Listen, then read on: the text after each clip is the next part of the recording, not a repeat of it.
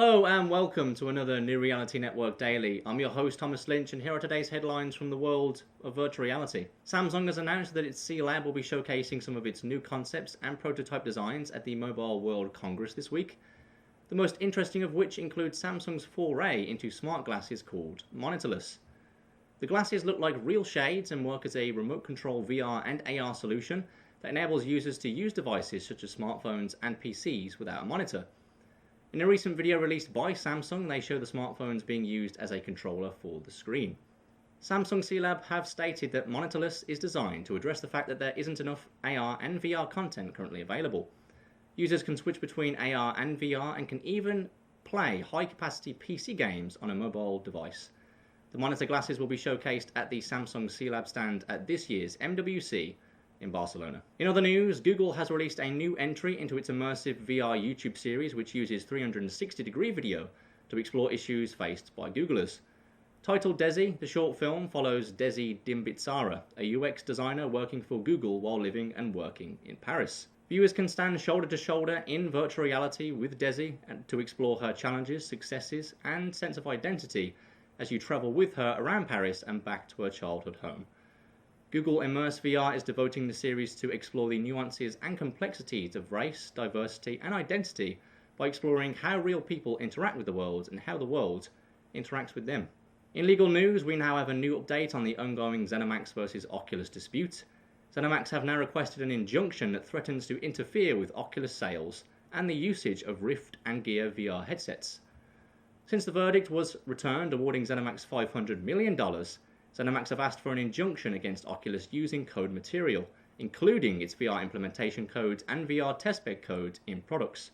If the injunction is granted, then Oculus would have to rewrite the infringing code from scratch or get a license from ZeniMax.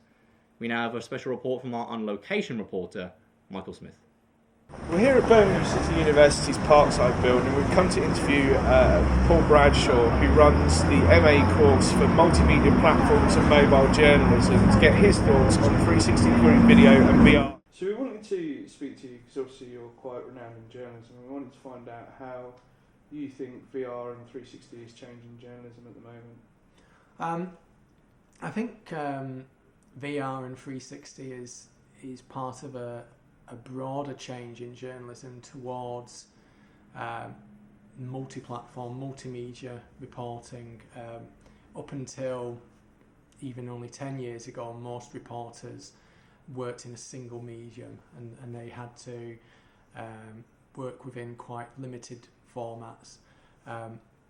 What VR and 360 does is give journalists an option to tell a story in a different way, through a different medium, and choose how that integrates with other aspects of their reporting. So is it going to be alongside some text or video or audio? Is it going to be the only piece of information? The other thing that VR in particular allows, I think, journalists to do is help people, help readers, users, viewers to explore environments that don't actually exist in reality, so going into kind of molecular level if you're doing science reporting or outer space. And likewise, I think 360-degree video allows reporters to give over some control to users that they didn't previously have, because directors would choose where to point the camera.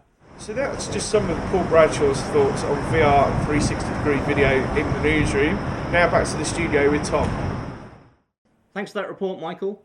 In healthcare news, students from MIT, Sloan, Cambridge in the US have won $25,000 for creating a brand new VR platform aimed at improving elderly care.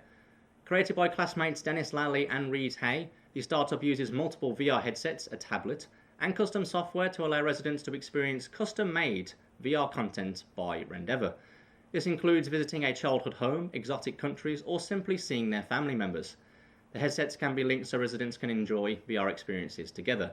The $25,000 prize will help the development of Rendeavor and fund their research, with a second trial of the platform commencing soon. It is hoped the platform could potentially aid in the early diagnosis of health issues, including dementia. Now, getting an MRI scan can be a scary and worrying process, but Healthcare workers at King's College in London have developed a new app titled My MRI that is designed to make that process less worrying using 360-degree video. The app provides patients with a video that guides them through the day-long process, demonstrating each step, and explains what to expect.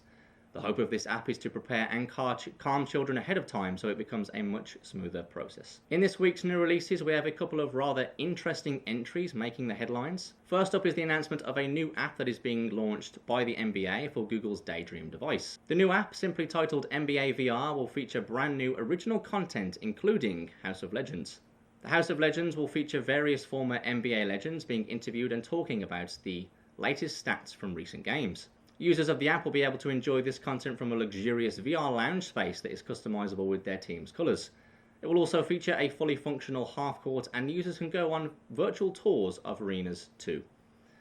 The app will be releasing soon, but will only be available on Google Daydream devices initially. Finally, as we mentioned earlier, the Mobile World Congress will be taking place in Barcelona this week.